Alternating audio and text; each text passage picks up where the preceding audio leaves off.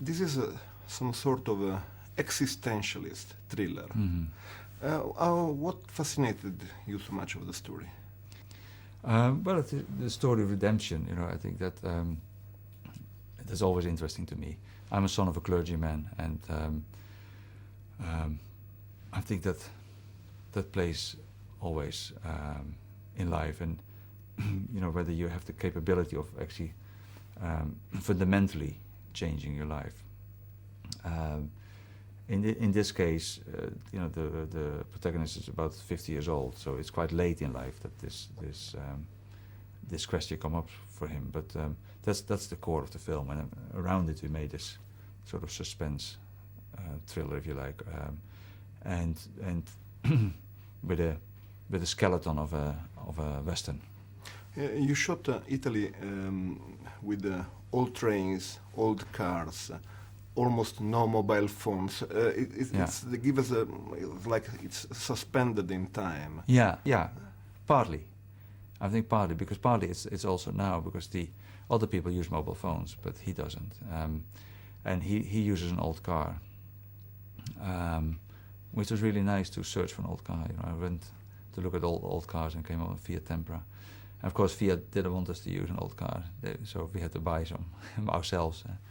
I mean, it's some sort of limbo. Yeah. I mean, I think he disconnects a little bit from the world to hide, and he doesn't want to be found. So that's why he doesn't use computer or mobile phones.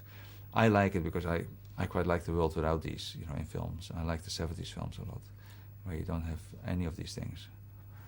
Abruzzo is very beautiful. You shot like we never saw on film. What attracted you of this area, of this region? Like you say, it's a beautiful area, so that's what attracted me. It has a rawness to it, which I really liked. There's an honest beauty to the landscape. These towns on the hills are just wonderful. Plus that it is the sort of spaghetti western landscape, which I liked a lot.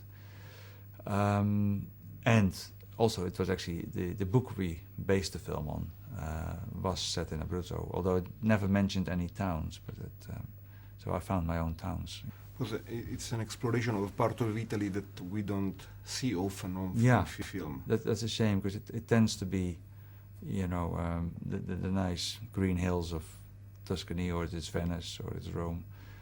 In a way, we found within, say, Castellamonte, you find these little streets, which is quite similar to some streets in Venice. You get this beautiful labyrinth. You can get claustrophobic in it, and you can lose your way.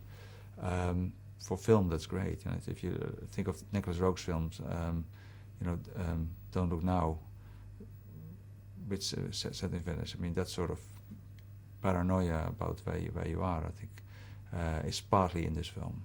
And what do you think that Italy brought to this story, in the sense of sin, the priest that in a way is a conscience? Because it has a Catholic, it's not of course a religious movie, but it has a Catholic flavor of sinners. Yeah. Yes, exactly. So you have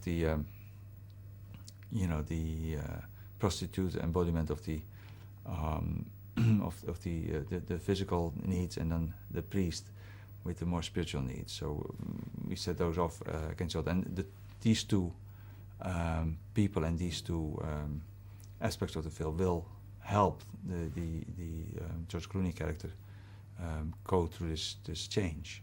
But yeah, the priest is a sort of warm priest, and he's worldly, which I think is important. So he's also done some stuff that is human, in a sense, human mistakes, if you like.